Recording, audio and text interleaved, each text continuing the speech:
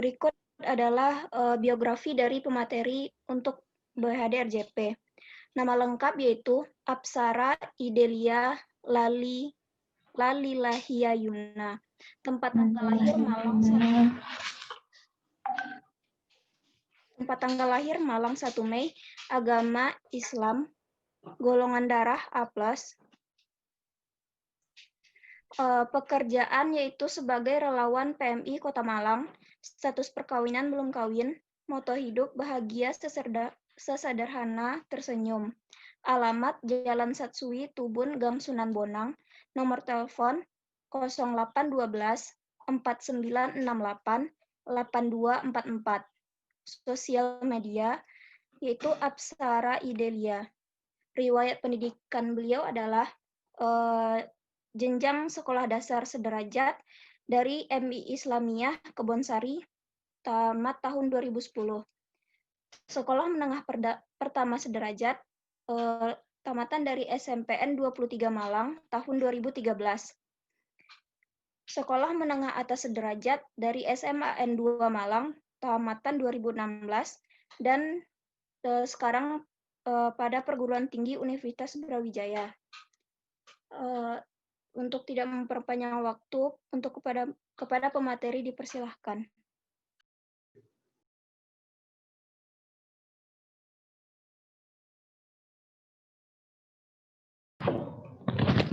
Iya, baik. Terima kasih Mbaknya.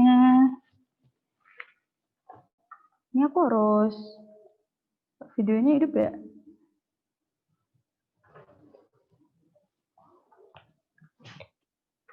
Sudah. Suara saya kedengar jelas ya? Iya, Mbak. Oke, langsung aja saya mulai. Jadi, sebelumnya Assalamualaikum warahmatullahi wabarakatuh. Waalaikumsalam warahmatullahi wabarakatuh. Oke, selamat siang semuanya. Sehat semua ya? Sehat. Alhamdulillah.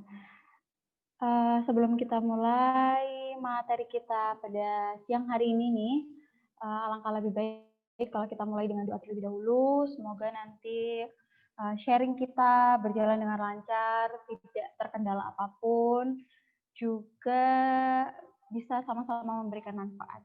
Berdoa sesuai dengan kepercayaan masing-masing, saya persilakan.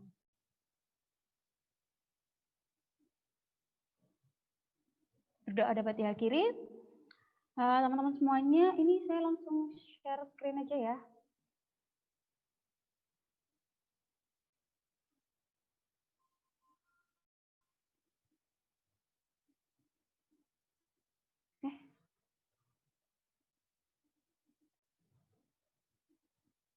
Oke, masuk ya? Bisa kelihatan ya? Belum kelihatan. Belum.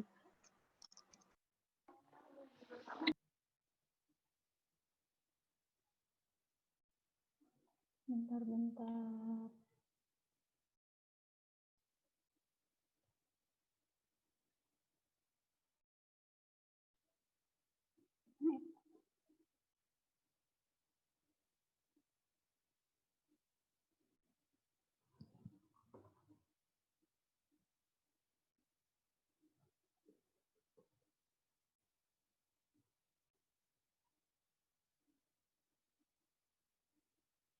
Oke, udah? Bisa dilihat?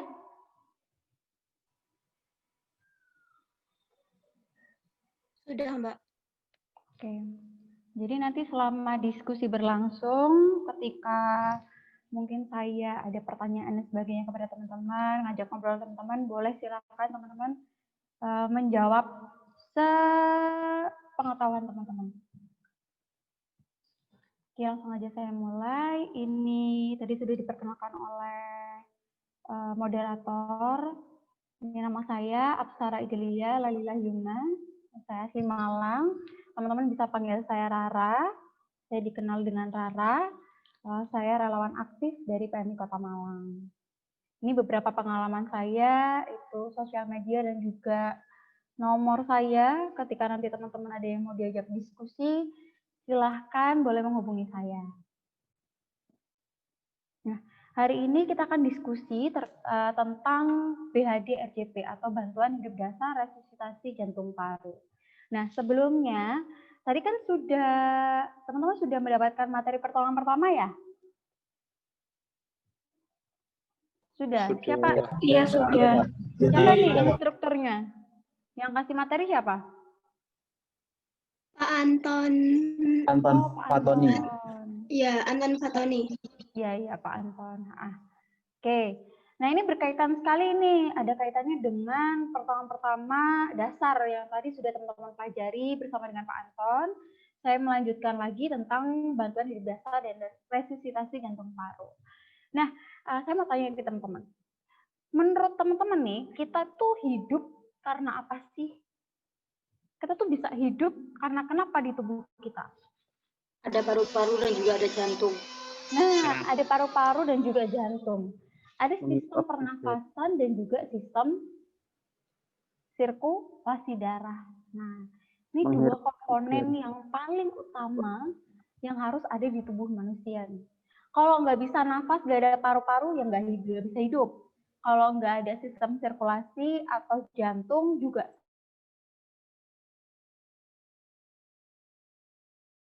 kita salah satunya ada hambatannya itu akan mempengaruhi kehidupan atau nyawa seseorang. Nah, nih, tadi kan ada namanya sistem pernafasan. Sistem pernafasan bisa jadi terganggu atau terjadi obstruksi, penyumbatan jalan nafas. Nah, ini bisa terjadi banyak hal nih. Contohnya teman-teman lagi makan bakso sama teman-temannya. Tiba-tiba temennya langsung pegang lehernya. Nah, ternyata baksonya nyangkut, pentolnya nyangkut ini. Nah, ini kan adanya sebuah sumbatan jalan nafas sehingga jalan nafas kita tuh tersumbat, nggak bisa nafas. Nah, entah itu di mulut, entah itu di faring, atau bisa juga di area paru-paru. Karena alergi, pembengkakan pembuluh darah, itu juga bisa mengakibatkan kesulitan bernafas. Nah, ini juga berbahaya. Nah, ada lagi terkait dengan ini ada sumbatan nafas. Sama titik sing lebu. Sumbatan nafas itu ada dua. Dikasih yang gue TKP. 101. Jadi kalau sing metu.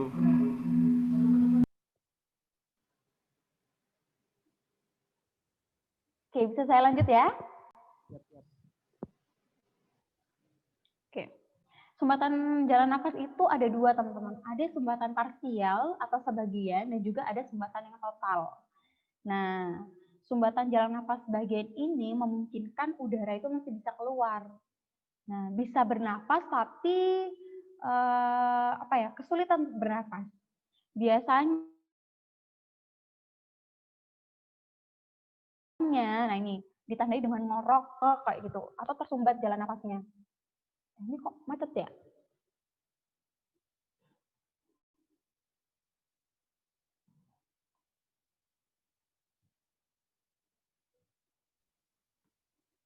Oke, saya lanjut ya. Jadi itu, sumbatan yang pertama adalah sumbatan parsial atau sebagian. Jadi bisa memungkinkan seseorang tuh untuk bernafas tapi kesulitan. Nah, ditandai dengan ngorok, mengi, kumur-kumur kayak gitu. Nah, berikutnya ada lagi namanya sumbatan nafas total. Jadi dia benar-benar saluran pernafasan dia itu tersumbat secara total. Sehingga tidak memungkinkan adanya udara yang masuk dan keluar. Nah, itu adalah sumbatan total. Dia sulit bernafas, nah biasanya ditandai dengan memegangi lehernya. Karena tidak bisa bernafas. Nah, bagaimana caranya? Ini mungkin kalau tadi sudah dijelaskan sama Pak Anton, ini saya hanya memberikan gambaran aja. Jadi ada dua cara yang bisa kita lakukan. Yang pertama adalah dengan teknik sapuan jari. Ketika itu sumbatannya berada dekat dengan area mulut, terlihat, nah kita bisa mengambil sumbatan itu dengan teknik sapuan jari. Tapi kalau sumbatan itu adalah sumbatan total, nah itu kita bisa menggunakan cara yaitu Heimlich maneuver. Jadi ditekan di ulu hatinya. Nah, ditekan di ulu hatinya. Seperti itu. Dua cara untuk membebaskan jalan nafas. Nah, tadi ketika kita sudah berbicara tentang jalan nafas, ada lagi sistem sirkulasi darah. Nah ini, ketika sistem pernafasan terganggu, maka orang akan nyawanya ini terancam. Nah, sama dengan ketika adanya gangguan pada sistem sirkulasi darah kita. Nyawa kita atau nyawa seseorang juga bisa terancam. Ada dua gangguan, ada gangguan pembuluh darah sendiri, ada juga gangguan pada darah. Nah, gangguan pembuluh darah salah satunya ini aterosklerosis, yaitu aterosklerosis itu adalah penyempitan pembuluh darah. Jadi pembuluh darahnya itu menyempit akibat bisa jadi plak karena kolesterol ataupun zat-zat lain di dalam pembuluh darah.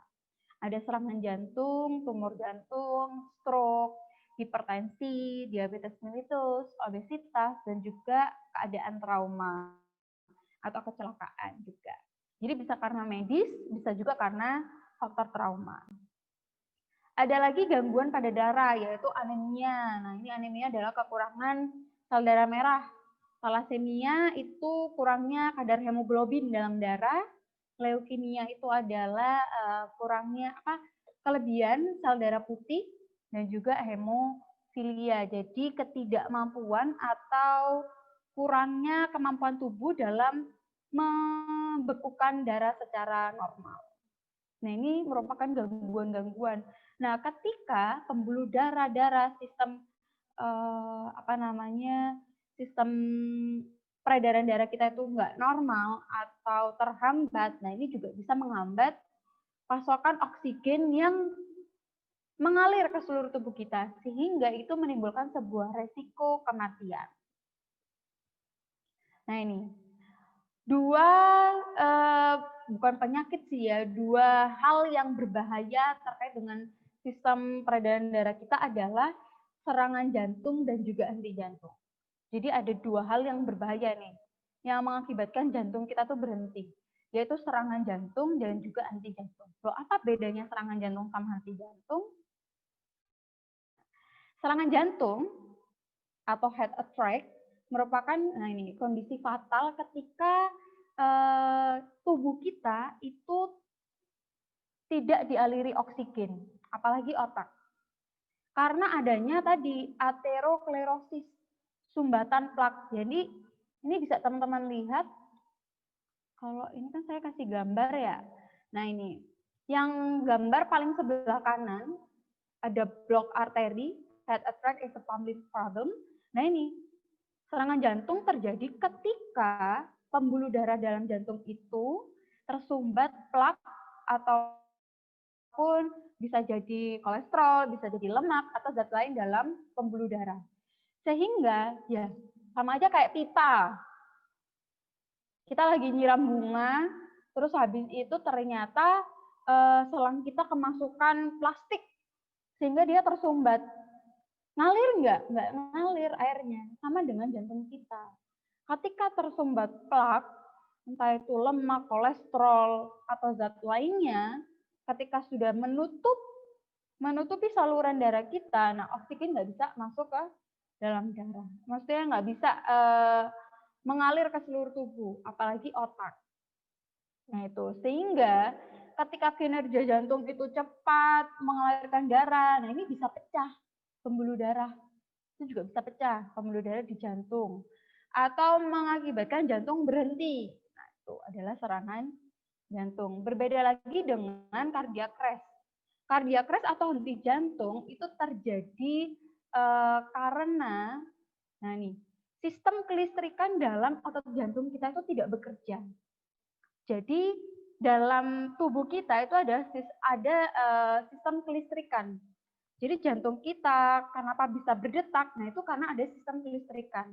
Nah gaya listrik di dalam otot jantung kita itu tidak bekerja secara optimal ataupun normal, sehingga mengakibatkan jantung kita berhenti atau ritmenya berubah.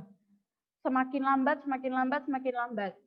Nah, ketika itu tidak ditangani secara langsung, maksudnya tidak diberikan pertolongan pertama dengan cepat, nah ini akan mengakibatkan sebuah kematian. Nah, sistem kelistrikan pada jantung.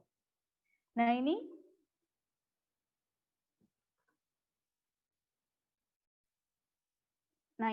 sistem kelistrikan pada jantung. Sorry.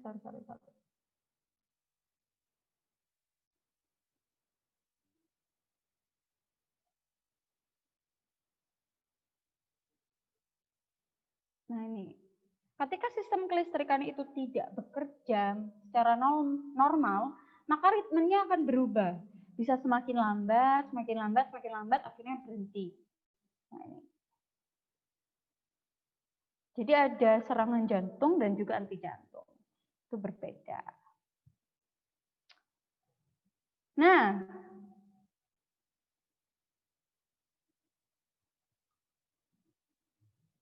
tadi kan teman-teman sudah belajar masalah pertolongan pertama. Terus sebenarnya BHD RJP atau bantuan hidup dasar ini digunakan untuk apa? Nih, contoh kalau teman-teman menemui hal seperti ini, apa yang akan teman-teman lakukan?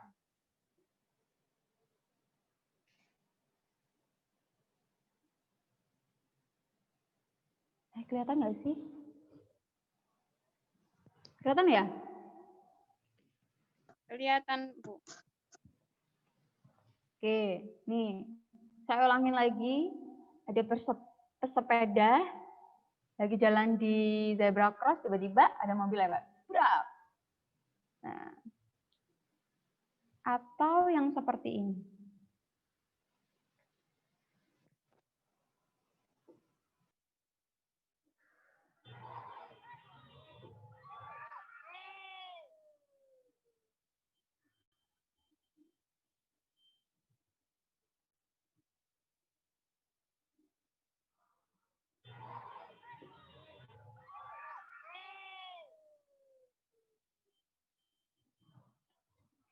Coba, kalau teman-teman berada di lokasi itu, apa yang akan teman-teman lakukan?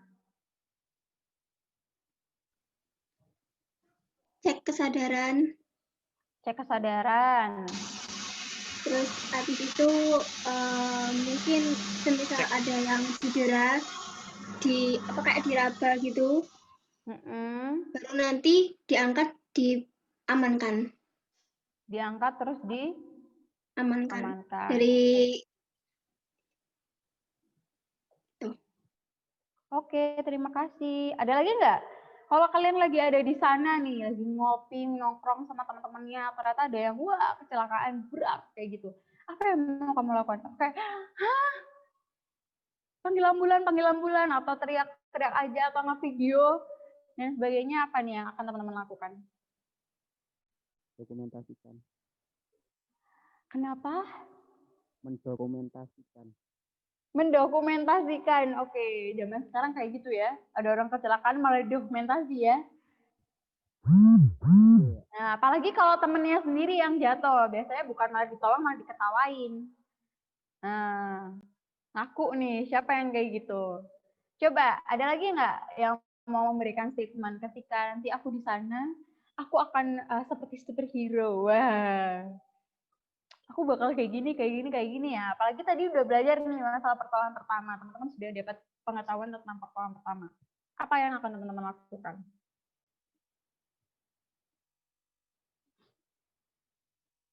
Siapa? Melakukan ASNT. ASNT. Oke. Terus? ASNT aja nih, Mbak. Kalau tidak memungkinkan untuk menolong sendiri, hubungi pihak berwajib atau rumah sakit terdekat. Oke. Kenapa nggak hubungin PMI? Bisa loh, 0341 364 617. Catat ya. Nanti di akhir saya tanya, berapa nomor Palang Merah Indonesia? Enggak. Oke, terima kasih atas statementnya teman-teman tadi. Yang perlu teman-teman ingat adalah, nah ini. Tadi kan ada orang kecelakaan trauma. Bisa jadi juga orang yang pingsan di jalan, tadi makan bakso ternyata kesumbat, atau tiba-tiba mengalami serangan jantung. Yang perlu teman-teman perhatikan adalah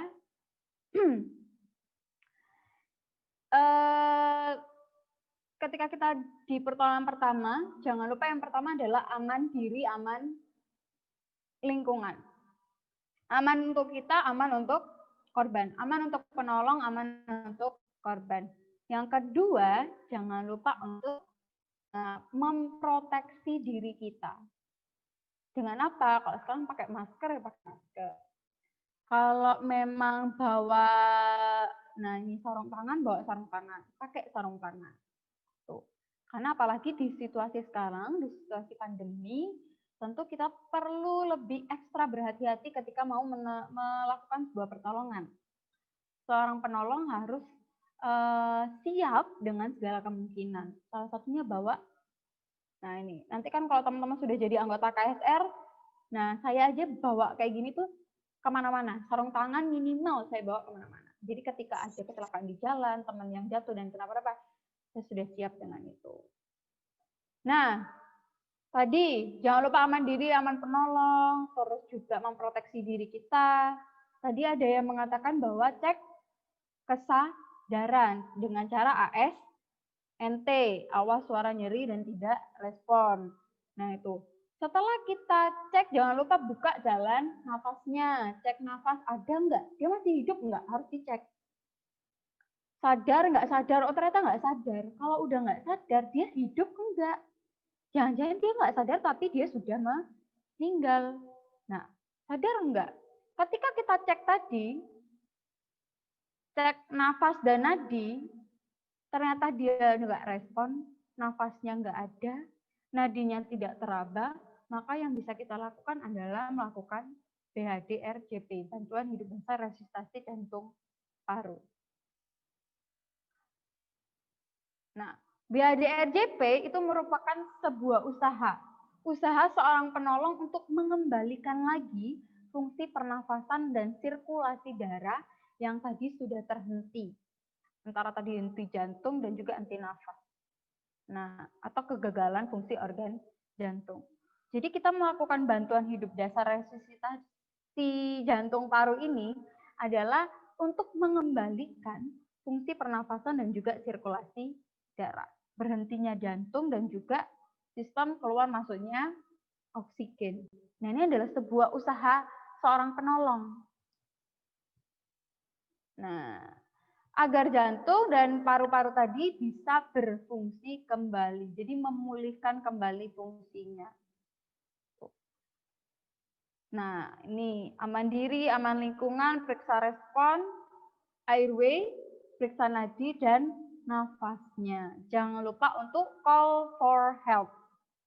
Kita sebagai seorang penolong itu bukan semata-mata layaknya sebuah superhero, teman-teman.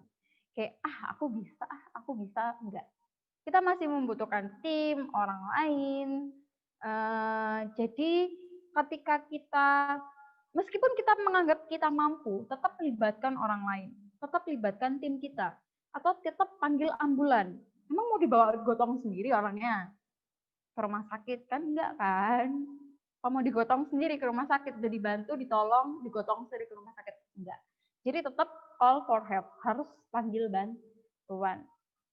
Nah, untuk situasi COVID saat ini yang perlu teman-teman perhatikan adalah ketika kita cek nafas, kita cek nadinya, itu tidak perlu di LDR. Lihat, dengar, rasakan. Saya nggak tahu nih, tadi Pak Anton menyampaikan LDR atau enggak. Nyampein enggak? Enggak ya? Oh, enggak. Tidak sepertinya. Oke. Jadi pemeriksaan nadi dan nafas ketika kita dalam situasi pandemi sekarang ini tinggal dilihat aja nih. Teman-teman cuma ngelihat naik turunnya dada atau perutnya. Ketika dia kok nggak naik turun dada dan perutnya, tidak ada tanda-tanda apa namanya. Kalau mau cek nadi boleh dicek di sini juga boleh, di radialis boleh. Nah itu tidak ada tanda-tanda pernafasan. Nah itu sudah buka jalan nafas, silakan dibuka jalan nafasnya. kalau memang takut terjadi droplet atau percikan, si korban boleh ditutup dengan kain di hidung dan mulutnya. Atau dipakein masker, boleh. Nggak masalah. Tapi tetap di airway. Jadi dibuka sistem jalan nafasnya, diperiksa nadi ada nafasnya, ternyata kok nggak ada sepertinya. Kalau nggak ada, nah ini bisa langsung dilakukan RJP. Nah, bagaimana cara melakukannya? Ini. Ketika kita mau melakukan CPR, kalau CPR kan bahasa Inggris ya. Kalau bahasa Indonesia kan RJP, BAD, RJP tadi. Nah, itu ingat CAB, Compression Airway Breathing. Nah, kalau mau nge-BAD orang, lihat lagi, Compression Airway Breathing. Tuh. Gimana caranya? Nah, ini. Silakan teman-teman simak. Never stop compression for longer than 10 seconds. Every time you stop chest compression, there's no blood flowing to the heart and brain. Compressions keep blood flow constant. The ideal compression rate is 100 to 120 compressions per minute. The correct compression depth is at least 2 inches or 5 centimeters. Less than that, and you may not be generating enough blood. On the way down, compressions force blood from the heart into circulation, and most importantly, to the brain. On the way up, full release allows the heart to refill before the next compression. Give 30 compressions and then 2 breaths. Avoid excessive ventilations. Each breath should last only until the chest rises. Breaths should be given gently, 6 to 8 breaths per minute. Oke, saya ulangin lagi ya, biar lebih jelas.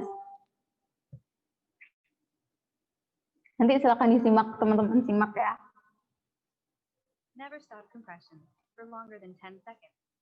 Every time you stop chest compressions, there's no blood flowing to the heart and brain. Compressions keep blood flow constant. The ideal compression rate is 100 to 120 compressions per minute. The correct compression depth is at least 2 inches or 5 centimeters. Less than that, and you may not be generating enough blood. On the way down, compressions force blood from the heart into circulation, and most importantly, to the brain. On the way up, full release allows the heart to refill before the next compression. Give 30 compressions and then 2 breaths. Avoid excessive ventilations. Each breath should last only until the chest rises. Breaths should be given gently, 6 to 8 breaths per minute. Oke, ada yang bisa ngasih kesimpulan nggak dari video tadi? Apaan sih maksudnya?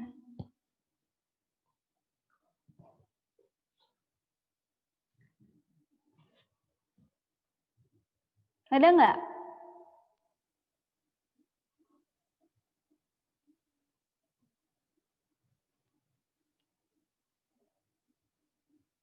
Mungkin kesimpulan dari saya itu untuk menekan dada itu harus dikasih jeda gitu, Pak.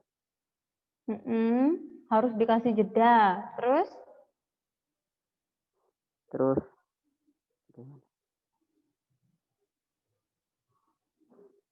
untuk menekannya itu ada ukurannya. Yang saya lihat tadi 2 inci seperti itu.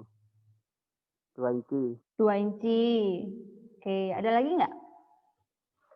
Ampun. Oke, terima kasih. Ada lagi teman-teman lainnya? Ini Kak, tangannya tidak boleh menekuk. Jadi tangannya itu lurus.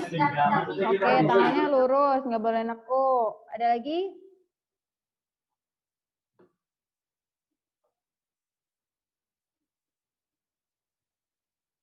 Nggak apa-apa. Apa yang teman-teman tangkap dari video tadi?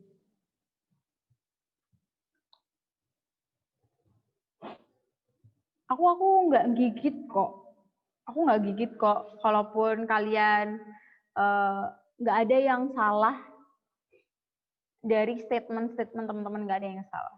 Kita sama-sama belajar di sini. Nggak apa-apa. Apa aja nih? Ada lagi nggak yang mau disampaikan tadi? maksud dari si video ini apa?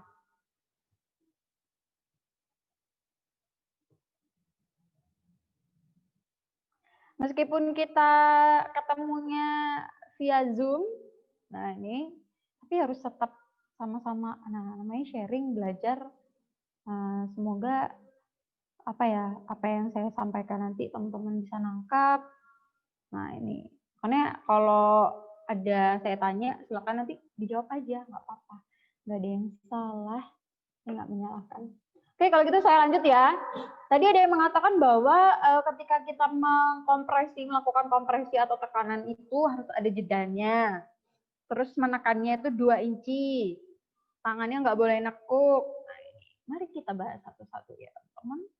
Nah, compression. Nah, ini. Caranya adalah posisi tubuh kita itu harus tegak. Jadi tangan kita tuh tegak. Tegak lurus, tidak nekuk posisinya. Jadi kita yang menyesuaikan chest atau dada si korban. Jadi tangan kita harus lurus posisinya, tegak lurus. Nah, ini seperti yang pada gambar. Terus posisi tangan. Nah, posisi tangan pada tulang dada itu seperti ini. Jadi gunakan tangan kalian yang paling dominan itu yang di bawah. Tangan yang paling dominan di bawah. Kalau tangan kanan paling dominan, maka tangan kanan yang di bawah. Tuh. Apa yang harus kita lakukan adalah push hard. Tekan dengan kuat, fast, cepat, 100 sampai 120 kali 20 kali per menit. Jadi cepat, makannya enggak yang tapi tekan. 100 sampai 120 kali per menit. Push deep, dalamnya adalah 5 sampai 6 cm. Nah, maksimum recoil, minimum interruption. Jadi minimalkan untuk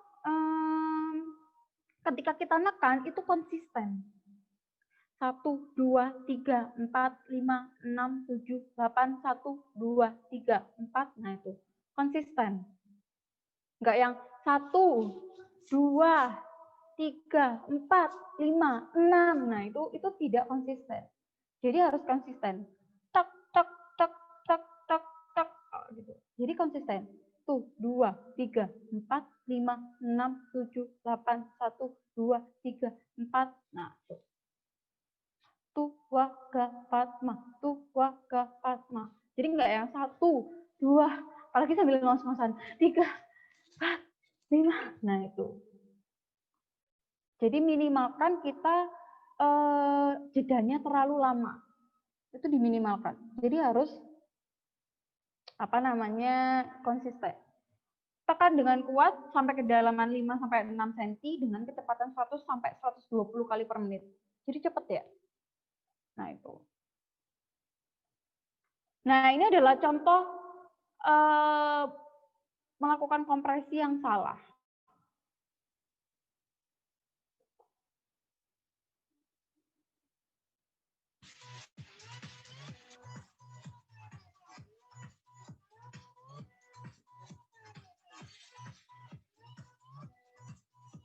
Nah, tuh. Atau yang begini nih.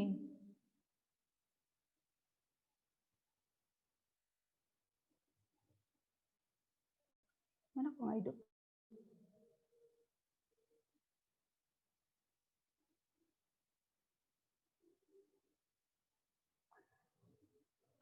Kok dia nggak hidup ya?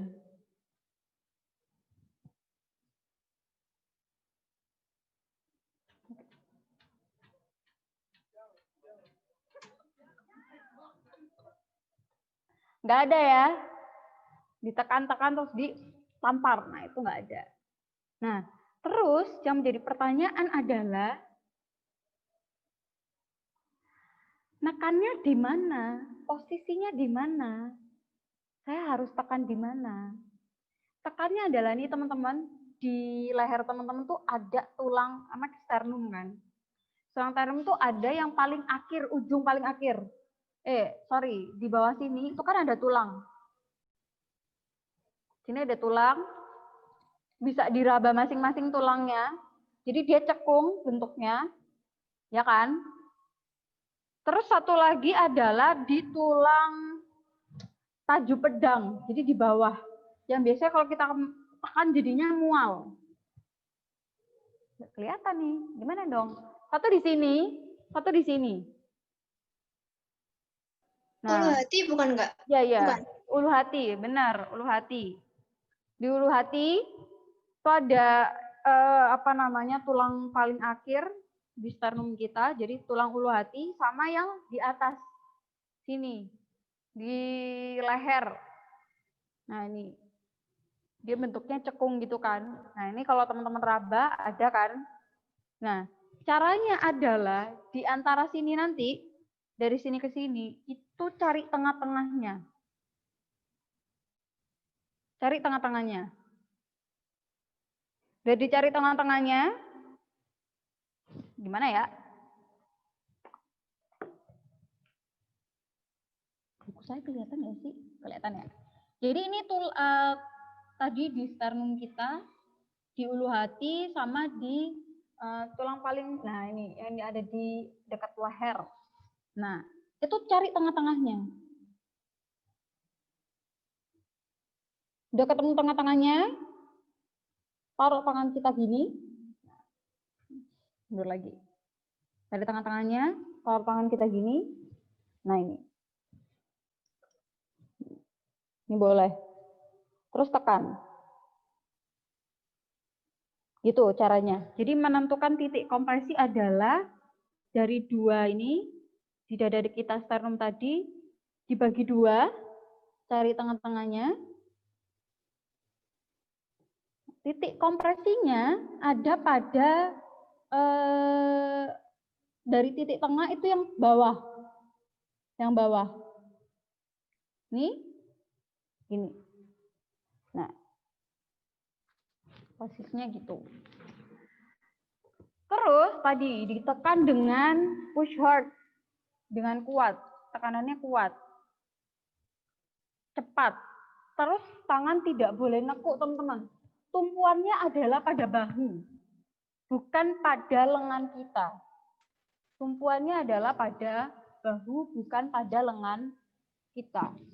Nah, jadi yang bergerak nanti adalah bahunya, bukan lengannya, tapi bahunya, bukan lengannya. Nanti yang bergerak. Nah, contohnya adalah seperti ini. Ini susahnya kalau kita nggak praktek langsung nih gini ya. Nah ini. Jadi pada bahunya, bukan pada lengannya.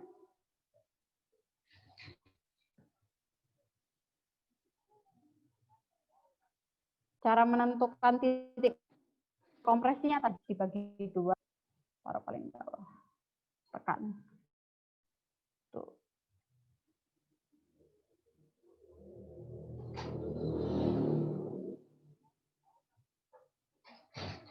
Oke, gitu.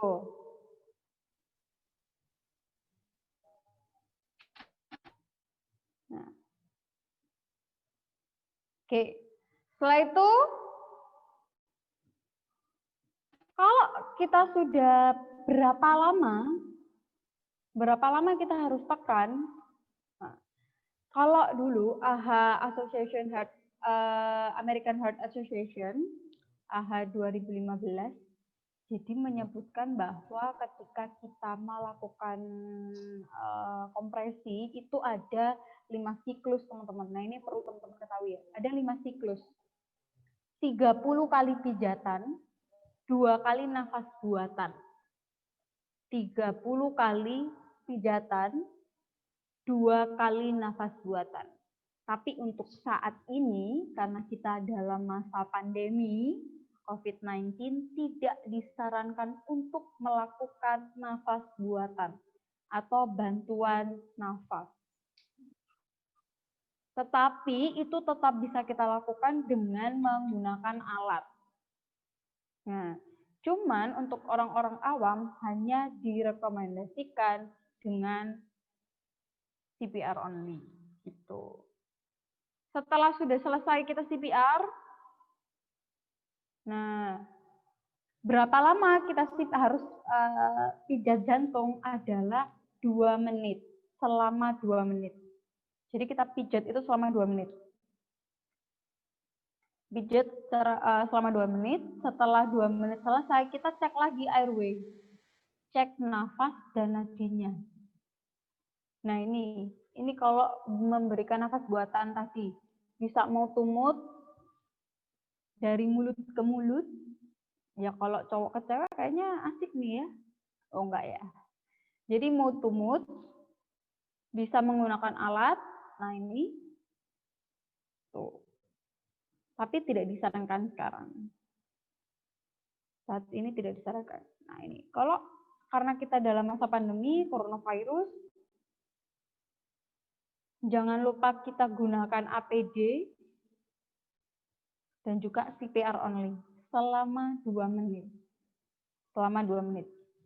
Terus aja. Selama 2 menit. Nah, kapan seorang penolong itu boleh berhenti menghentikan BAD-ADP atau bantuan hidup dasar adalah pertama, sudah lebih dari 2 menit. Atau dari kejadian dia henti nafas atau henti jantung, dia henti nafas, henti jantung, itu sudah lebih dari 10 menit. Petugas medis yang lebih ahli sudah datang menggunakan ambulans, silakan digantikan. Petugas kelelahan, jadi ketika penolong kelelahan, ya jangan dipaksakan. Ya udah selesai, nggak perlu dilanjutkan. Digantikan dengan orang lain atau petugas lain, terdapat tanda-tanda kehidupan. Nah, ketika sudah 2 menit tadi kita pijat jantung terus, kita airway, kita cek lagi nafas nadinya, ternyata kok ada nadinya raba. Meskipun tidak adekuat, maka itu adalah tanda-tanda kehidupan. Maka segera boleh dihentikan CPR-nya. Terdapat tanda-tanda kematian. Ada lebam mayat, sianosis, kaku, terus pupil mata sudah membesar maksimal. Nah, itu sudah tidak perlu dilakukan pijat jantung atau kompresi lagi. Yang terakhir adalah keikhlasan keluarga. Kalau keluarga sudah bilang, sudah, Mbak, Mas, keluarga ikhlas. Nah, itu sudah tidak perlu dilanjutkan. Nah, gitu. Salah satunya ketika kita menghentikan kompresi jantung adalah ketika kita bisa menggunakan alat yang namanya AED, Automated Internal Defibrillator.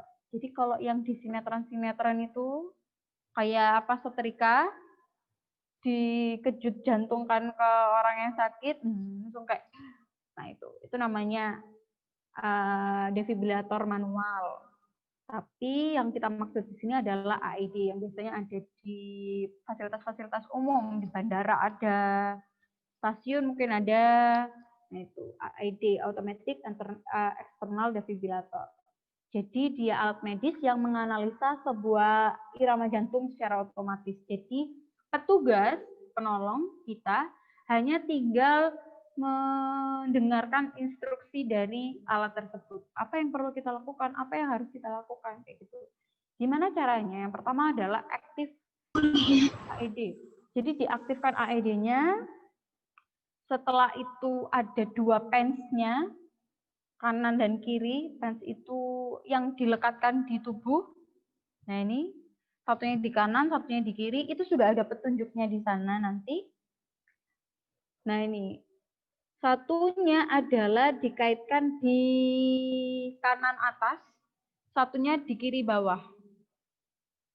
Nah, tuh. Jadi merangsang kelistrikan otot jantung manusia. Jadi dirangsang kelistrikan otot jantungnya. Jadi satunya di kanan atas, satunya di kiri bawah. Jadi kayak silang, karena kan jantung kita itu nggak tegak lurus gini ya, jadi agak miring. Miringnya ke kiri. Setelah itu tinggal dipencet aja, start, nanti dia akan memberikan sebuah instruksi. Dia akan menganalisa ritme jantung, apa yang harus kita lakukan. Kalau penolong CPR, berarti CPR.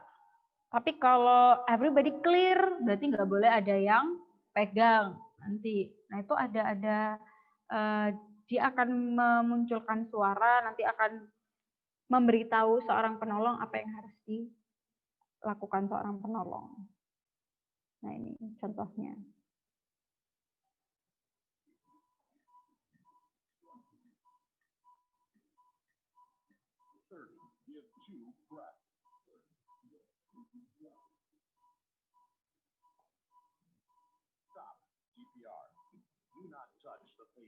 Nah, tuh, stop CPR, do not touch the patient. Jadi, hentikan CPR-nya, jangan ada yang menyentuh korbannya atau pasiennya, kayak gitu. Jadi, dia ada instruksinya. Coba ya, teman-teman dengerin lagi.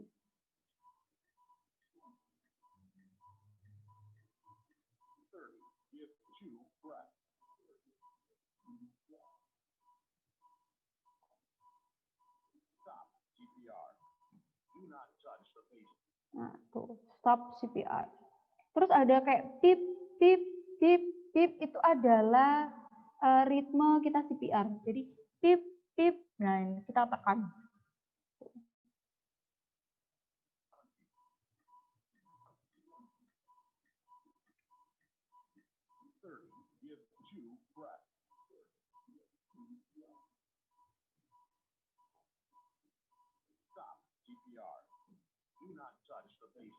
Nah, tuh. Begitu adalah serangkaian dari bantuan hidup dasar dan resusitasi jantung paru. Jadi saya review kembali dari awal ketika kita lihat ada orang yang tiba-tiba nih tanda-tanda dia mengalami serangan jantung atau henti jantung. Biasanya memegang dada sebelah kiri. Jadi dadanya sakit sebelah kiri. Nah, itu dia bisa kehilangan jantungnya bisa berhenti secara tiba-tiba. Kalau teman-teman menemui kasus trauma atau kasus medis yang perlu teman-teman lakukan adalah satu, aman diri, aman lingkungan. Yang kedua adalah cek respon. Yang ketiga adalah cek nafas nadi, buka jalan nafas, cek nafas dan nadi. Tidak ada respon, tidak ada nafas, tidak ada nadi, lakukan BHDP atau CPR. Yang harus teman-teman lakukan adalah, oh ya, saya kelupaan. Ketika mau CPR, buka bajunya. Dibuka bajunya. Kalau dia pakai baju, bajunya dibuka. Pakai rompi, rompinya dibuka. Teman-teman harus bisa lihat. Nah ini. Tuh. Lihat apa? Nggak lihat apa-apa ya. Dalam artian teman-teman tahu, ada nggak jejas? Dia jatuh, contoh jatuh. Dia ternyata tertatap. Apa sih tertatap? Ketatap. Terus ada jejas, ada biru, membiru di sekitar tubuhnya, itu biar tahu. Jadi harus diekspos, dibuka. Setelah itu, tentukan titik kompresi. Titik kompresi selama 2 menit. Dengan ritme yang sama, kedalaman 100 sampai 120 kali per menit, terus kedalamannya 5 cm. Pijat. Setelah 2 menit, analisa kembali. Apakah ada tanda-tanda kehidupan, atau sudah tidak ada tanda-tanda kehidupan atau mati. Dengan cara buka jalan nafas, cek nafas, dan nadinya kembali. Kalau teman-teman masih mau melakukan CPR, lakukan kembali. Kalau teman-teman sudah kelelahan, hentikan. Berarti sudah tidak bisa ditolong kembali. Yang perlu teman-teman ketahui adalah ketika kita melakukan CPR atau bantuan hidup dasar itu tadi, jadi mati itu ada 2, teman-teman. Ada mati biologis dan ada mati klinis. Ketika mati biologis, nah itu meninggal yang memang sudah ada tanda-tanda lebah mayat. Jadi tadi sudah kaku, sudah membiru, pupil mata sudah membesar, itu adalah mati biologis. Kalau mati klinis adalah di mana sebenarnya ritme jantung kita itu masih ada, tapi dia tidak berfungsi secara maksimal. Ritmenya masih ada, tapi tidak mampu memompa darah ke seluruh tubuh. Nah itu. Dari dia henti jantung tadi, itu bisa waktunya hanya, kita punya waktu 1 sampai 5 menit. Maksimal 5 menit dari dia sakit henti jantung. Itu adalah mati klinis, belum ada kematian sel, belum ada lebah mayat. Nah, itu adalah mati klinis. Jadi makanya kita masih punya waktu untuk menyelamatkan dengan cara CPR. Tapi kalau sudah mati biologis, kita tidak bisa menyelamatkan orang tersebut. Nah, gitu. Jadi mati itu ada 2, biologis dan klinis. Kalau mati klinis, kita masih bisa selamatkan dengan cara CPR, tapi hanya punya waktu 5 menit dari dia henti jantung atau serangan jantung. Kalau mati biologis sudah ada tanda-tandanya. Nah, sebenarnya mudah seperti itu aja caranya. Jadi tinggal aman lingkungan, tentukan titik kompresi, pijat selama 2 menit, buka jalan nafasnya kembali, cek nafas nadinya ada atau enggak ada. Ketika enggak ada ya udah selesai. Ketika ada, nah ini. Nah, ketika cek nafas dan nadi terus ada tanda-tanda kehidupan, maka lakukan recovery position. Seperti ini recovery position. Jadi satu tangan taruh di sampingnya. Nah, satu kaki ditekuk, dimiringkan. Kenapa harus dimiringkan? Karena orang dengan gangguan tadi ritme jantung bisa jadi mengalami muntah. Nah, itu. Karena kan tadi kita rangsang, kita kembalikan lagi fungsinya. Nah, bisa jadi muntah, entah muntah darah atau muntah karena sistem pencernaannya. Nah, kalau kita terlentangkan saja, terus dia ternyata muntah, nah itu bisa masuk kembali. Jadi harus dimiringkan. Miringkannya kanan apa kiri? Bebas. Bisa kanan, bisa kiri. Tuh. Caranya seperti itu. BHD-ACP. Kita hanya punya waktu dari dia henti jantung sampai henti nafas, yaitu 5 menit. Gitu, teman-teman. Dari sini ada yang kurang jelas, belum jelas? Atau ada pertanyaan? Saya boleh tanya, Mbak? Boleh. Assalamualaikum warahmatullahi wabarakatuh. Waalaikumsalam. Saya mau bertanya, untuk seperti kejadian pada ulu hati seorang mengalami mengalami benturan, Mbak. Contohnya saat beliau sedang ikut atletan bertarung, Mbak, lalu kena tendangan ulu hatinya, kemudian dia pingsan. Itu apakah kompresinya tetap di antara ulu hati sama tulang leher itu? Seperti itu, Mbak. Terima kasih. Wassalamualaikum warahmatullahi wabarakatuh. Waalaikumsalam warahmatullahi wabarakatuh. Ya, terima kasih atas pertanyaannya. Jadi gini, langsung saya jawab aja ya. Ketika tadi ternyata yang cedera adalah di daerah ulu hatinya. Nah, terus dia pingsan. Nah, ini harus dipastikan dulu. Dia pingsan atau meninggal? Meninggal, mati. Dia pingsan atau mati? Kalau hanya pingsan, berarti jantungnya masih memompa, berdetak. Ya, kalau kayak gitu tinggal kompres aja.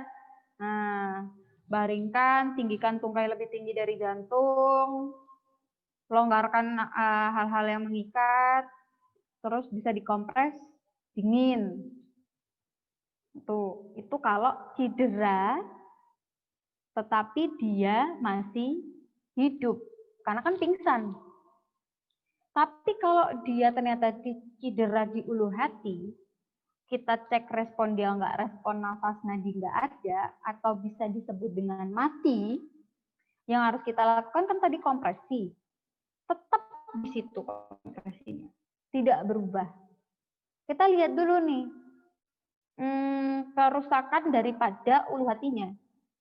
Apakah hanya jejas atau lebam, sampai patah remuk, atau seperti apa? Tapi titik kompresi itu tidak berubah, teman-teman. Nggak ada kita mau mengembalikan fungsi jantung, kita mijetnya di punggung. Nggak ada. Kita mau mengembalikan ritme jantung, ternyata kita mijetnya di kaki. Nggak nyambung. Jadi tidak berubah, teman-teman. Bagaimanapun kondisinya. Bahkan retak pada tulang apa nih? Kok jadi lupa? Rusuk.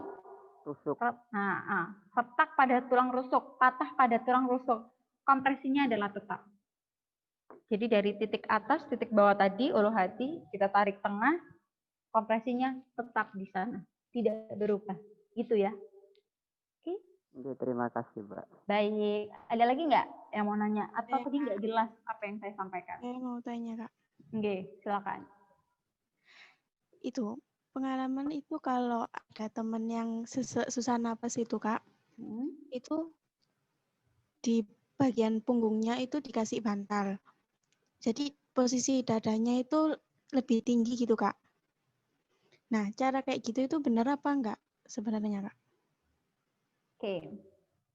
Oke, terima kasih. Jadi gini, ini sesak nafas ya. Salah satu cara untuk memberikan pertolongan pertama kepada korban atau pasien yang sesak nafas, sebenarnya gini, konsepnya sama. Orang yang mengalami sesak nafas itu jangan dibaringkan horizontal. Iya ya, horizontal. Jangan dibaringkan horizontal atau berbaring. Itu jangan. Itu akan dia kesulitan untuk bernafas. Nah, caranya adalah setengah duduk. Jadi posisikan 45 derajat atau setengah duduk. Nah, mungkin salah satu yang dilakukan oleh mbaknya tadi dengan temannya tadi dikasih bantal di punggung, itu salah satu cara, maksudnya adalah biar dia nggak terlentang. Nah, biar dia nggak terlentang, jadi di setengah dudukan diganjal dengan bantal di punggungnya, nggak masalah. Tuh. Tapi sebisa mungkin tidak dibaringkan, karena itu dia akan sulit untuk mengatur sistem nafasnya. Jadi di setengah dudukkan aja.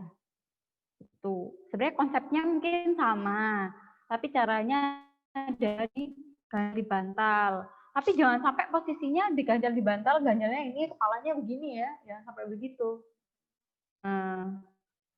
Tapi tetap orang yang sesak nafas boleh di airway. Di airway, dibuka jalan nafasnya. Itu juga boleh. Asal nggak yang sampai lehernya sakit. Nah, itu harus diperhatikan. Konsepnya sebenarnya sama. Seperti itu mungkin ya.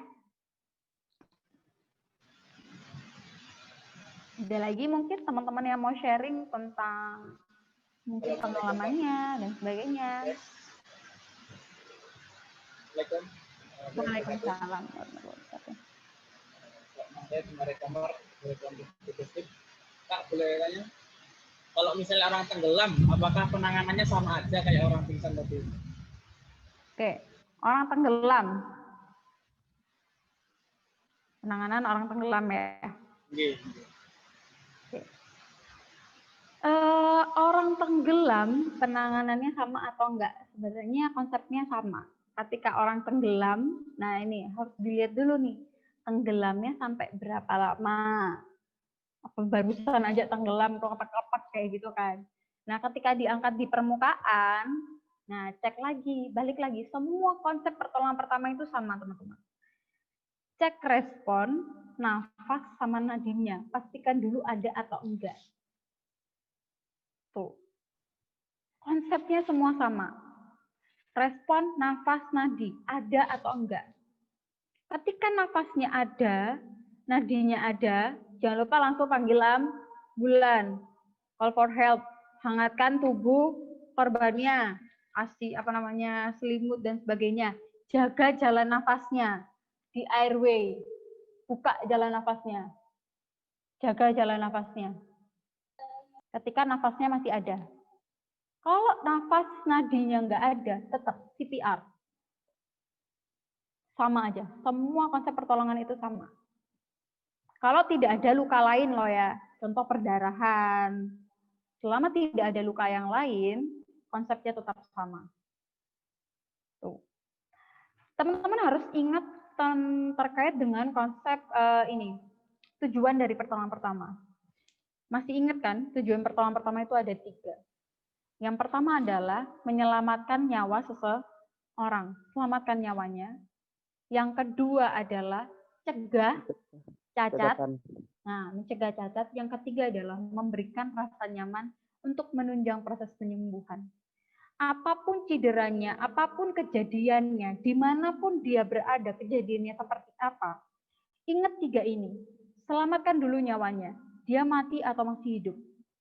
Kalau dia masih hidup, yang kedua, ada nggak cedera yang memungkinkan dia untuk cacat atau kehilangan nyawanya, perdarahan, patah tulang, dan sebagainya.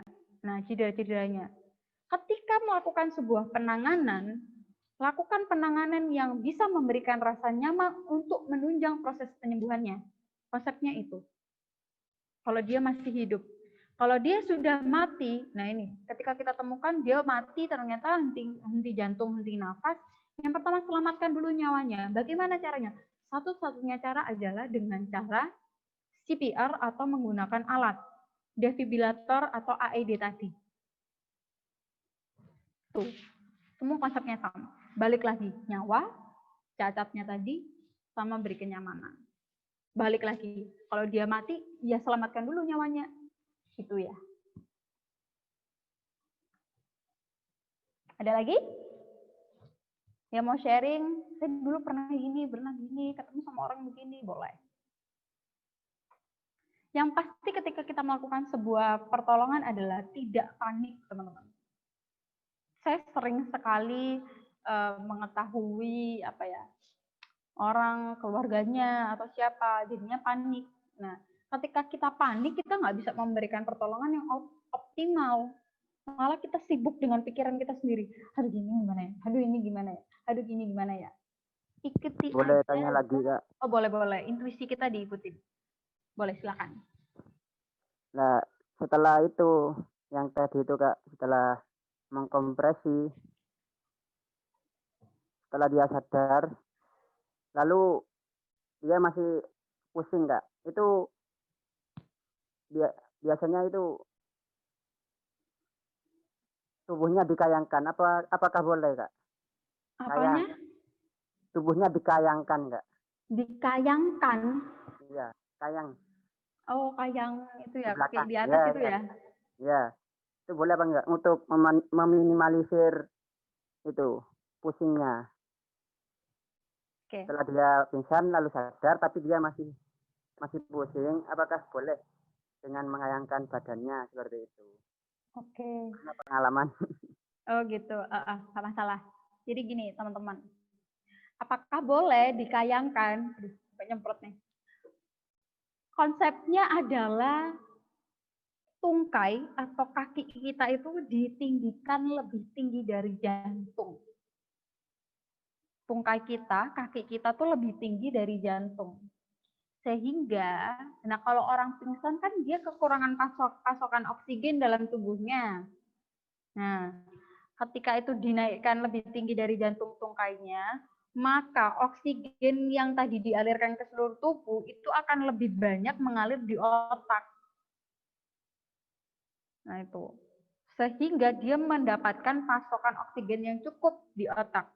Sel-sel bekerja, bisa memerintahkan anggota tubuh yang lain untuk oke, baik-baik aja, oh ini ada begini, kayak gitu. Konsepnya adalah tinggikan tungkai lebih tinggi dari jantung. Apakah boleh dikayangkan? Ya nggak sampai kayang juga ya. Makanya nggak sampai yang tinggi 90 derajat begitu ya enggak yang kepala kaki begini enggak, tapi tinggikan aja lebih tinggi dari jantung, enggak perlu sampai kayang kayak gitu, makin pusing nanti, susah juga. Tuh. Yang penting tinggikan tungkai lebih tinggi dari jantung, tapi enggak perlu yang berlebihan, diganjel pakai bantal tadi atau pakai tas atau kardus aqua seadanya lah boleh. Tapi nggak perlu sampai berlebihan. Seperti itu ya, teman-teman. Makasih, Kak. Ya, ada lagi yang mau memberikan pertanyaan? Oh iya, Kak. Kalau untuk melakukan PCR jantung terhadap anak balita atau misal masih bayi itu apakah boleh? Terus cara-caranya itu apakah sama atau beda? Oke, baik. Terima kasih pertanyaan baru sekali nih. Gimana kalau itu terjadi pada bayi, henti nafas, henti jantung pada anak-anak, pada bayi, boleh nggak di CPR atau diberikan bantuan hidup dasar? Boleh. Kalau bayi, caranya adalah gimana nih? Bayi, taruh aja kepalanya di sini ya.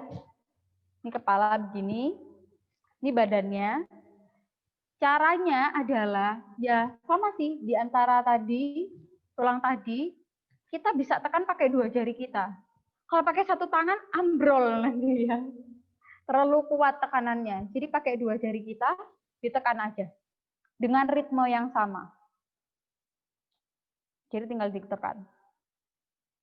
Nah, terus posisinya adalah bayinya itu sedikit diturunkan posisinya. Jadi nggak begini, tapi begini. Ketika nanti dia dikembalikan lagi fungsi jantung dan pernafasannya, sehingga nanti oksigen itu masuknya ke otak. Jadi posisinya sedikit diturunkan, terus ditekan. Gini aja. Nah itu, ditekan pada dadanya, sama. Caranya seperti itu. Tata laksananya push hard, sampai berapa senti, kalau bayi nggak sampai 5 senti. 3 senti cukup, yang penting tekanannya kuat. Ritmenya sama, seperti itu. Untuk bayi. Untuk anak-anak. Terima kasih. Kalau anak-anak bisa pakai 1 tangan, itu juga boleh. Lebih dari di atas 5 tahun. Nah, anak SD berapa? Umur 10 tahun, 12 tahun, nah itu boleh pakai 1 tangan. Itu boleh. Tata laksananya sama. Konsepnya semuanya sama. Begitu. Ada lagi mungkin yang mau ditanyakan teman-teman?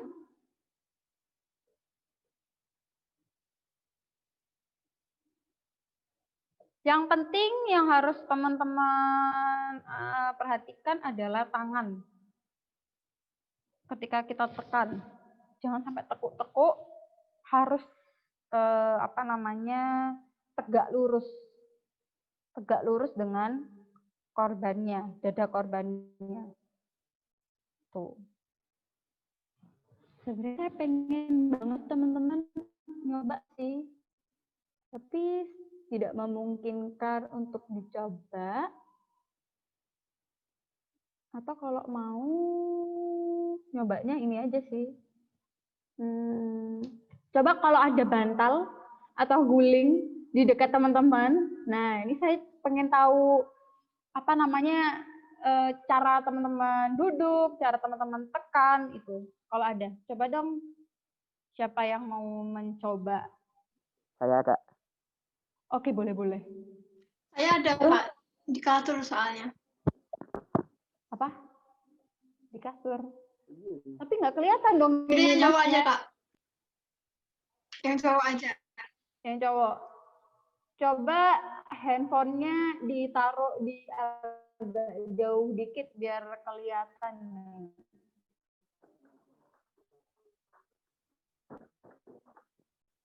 Mana? Ini laptop saya macet apa emang nggak gerak ya? Enggak. Coba. Disandanin ke tembok coba. Handphonenya atau laptopnya.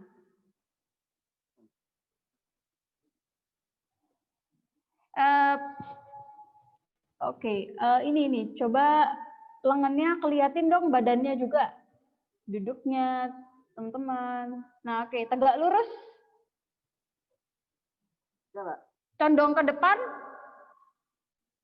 Lurus lagi. Nah, betul sekali. Seperti itu. Nah, begitu caranya. Coba dihitung. Iya, Mbak. Terlalu cepat. Dihitung. 1, 2, 3, 4, 5, 6, 7, 8. Nah. 1, 2, 3, 4, 5, 6, 7, 8, 9, 10. Nah, oke. Kayak gitu ya. Jadi tegak lurus kayak gitu. Ritmenya sama ya. 1, 2, 3, 4, 5, 6, 7, 8, 9, 10. 1, 2, 3, 4, 5. Nah, itu selama 2 menit. Selama 2 menit. Ada lagi nggak yang mau nyoba? Coba dong. Ini kok. Coba-coba. Ada lagi nggak yang mau coba? Terima kasih ya. Tadi namanya siapa nih? Muhammad Mahrus Ali ya? Oke, Mbak. Oke, terima kasih. Ada lagi yang mau yang coba? Saya pengen tahu teman-teman gimana. Karena kita nggak bisa praktek nih kalau nggak ketemu. Nanti main-main Saya pengen coba, Kak. Boleh. Tapi sinyalnya tuh rada. Nggak apa-apa, aku bisa melihatmu kok. Aku bisa melihatmu. Agak jauhan ya. Nggak pakai guling, pakai bantal boleh. Nanti badannya kelihatan nggak tuh kalau di situ? Kelihatan nggak? Kelihatan. Tapi nanti kalau melakukan RJP atau BHD secara langsung, jangan di atas permukaan yang tidak rata ya. Kayak kasur, nah ini kan nggak rata. Jadi, ya terus gimana, Kak? Ini kan nyoba aja, nggak apa-apa.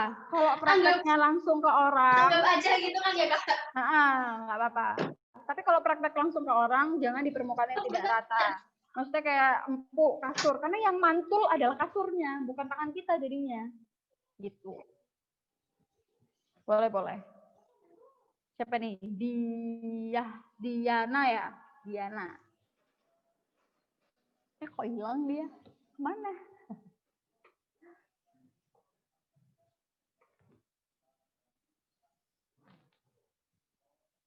Ini laptop saya yang berhenti apa orangnya nggak ada nih?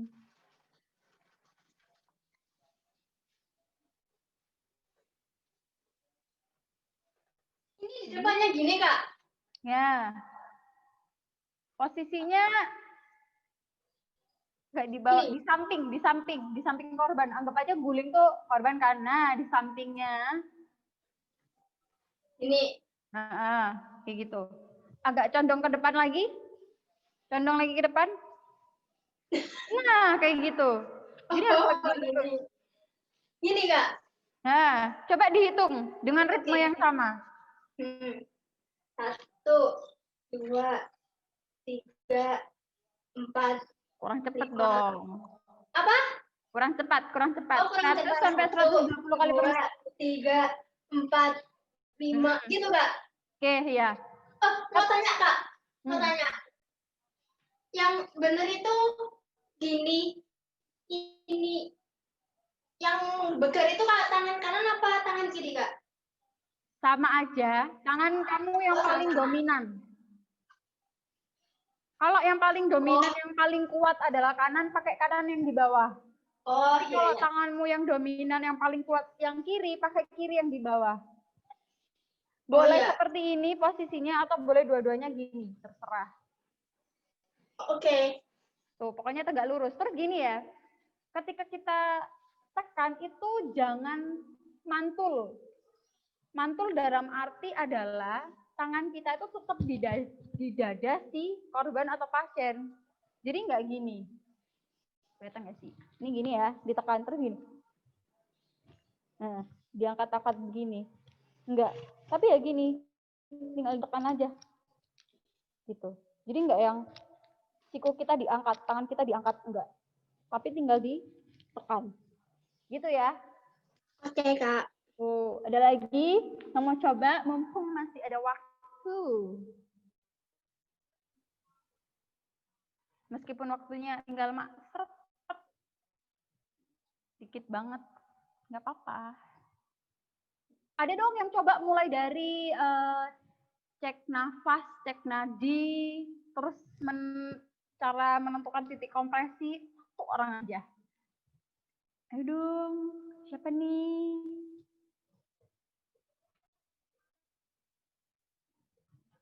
Gak usah malu-malu gitu dong.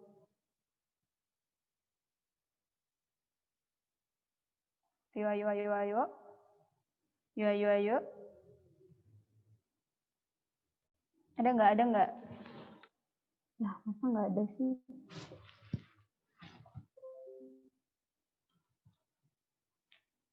Satu orang aja.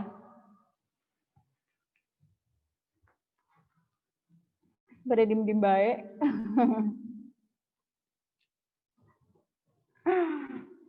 Ayo, ayo. Siapa nih yang mau? Jadi dari datang, ngapain, gimana? Atau coba deh, tadi masnya siapa? Mas Muhammad siapa tadi tuh? Saya, Kak. Iya, boleh dong. Dari datang, menemukan orang yang tiba-tiba pingsan. Cek nafas itu nggak sama kayak cek nadi, Kak. Cek nafas itu tinggal dilihat aja, naik turun dadanya atau perutnya. Jadi kita tinggal lihat dong nih. Oke, dia nafas. Kayak temen lagi tidur, kita lihat nih nafas nggak sih orang? Nah, tinggal dilihat naik turunnya dada. Boleh nggak? Mau coba nggak masnya? Nggih, Bun, Kak. Nggih. Oke, mantap. Ini harus dikasih tepuk tangan nih temennya nih. Tepuk tangan online ya. Oh. Gimana? Handphonenya taruh mana nih? Minta dipegangin siapa?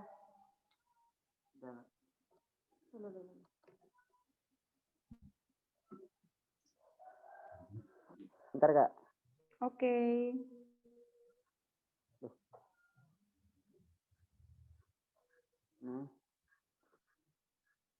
Oke, datang.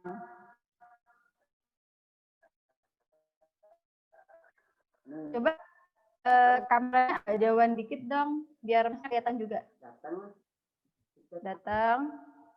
Terus cek. Masih hidup. Lalu cek nadi antara pergelangan tangan.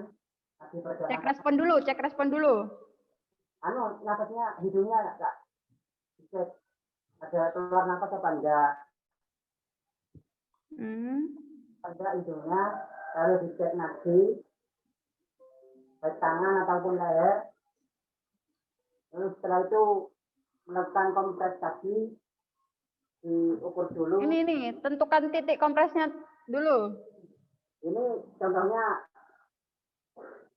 10 hati, dan ini ulang pada leher itu, lalu dibagi di dua, di tengah-tengahnya.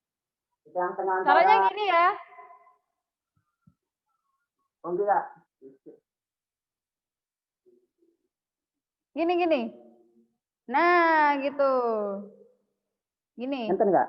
Gini. Enten enggak? Nih, enggak kelihatan. Nah, ya kayak gitu. Satu di atas, satu di bawah. Oke, good. Bagus. Nah. 10 hati.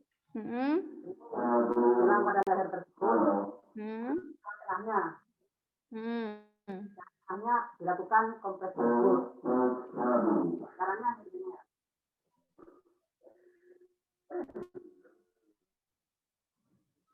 Oke, tegak lurus ya. Lalu dilakukan hitungan dengan jeda yang tidak terlalu panjang. 2, 4, 5, 6, 7, 8, 9, 10. Pun ya. Oke, kasih tepuk tangan dong buat temennya. Keren, hebat. Nanti main-main ke PMI, biar bisa praktek langsung. Doain orang meninggal dong ya, enggak ya. Tapi kalau ada kejadian, teman-teman bisa turun langsung. Sering-sering ya kalau sudah masuk ke KSR, dikembangkan lagi ilmunya, gabung di Palang Merah Indonesia, sering-sering ke markas, nanti biar bisa belajar. Oke, teman-teman semuanya, terima kasih sekali. Itu tadi yang bisa saya sampaikan kepada teman-teman. Semoga apa yang saya sampaikan bermanfaat, menjadi sebuah pengetahuan baru. Kalau memang ada sebuah permasalahan yang perlu di-sharingkan kepada saya, atau teman-teman merasa bahwa, wah nggak gitu loh, nggak gitu caranya, gini loh caranya. Nah itu boleh sekali ngobrol sama saya, silahkan bisa langsung menghubungi saya, atau tadi lewat sosial media saya. Saya ucapkan terima kasih sekali kepada teman-teman semuanya yang sudah berpartisipasi. Pesan saya adalah menjadi relawan itu susah-susah gampang, teman-teman. Terkadang kesibukan kayak iya, kayak enggak, ngapain sih kayak gitu.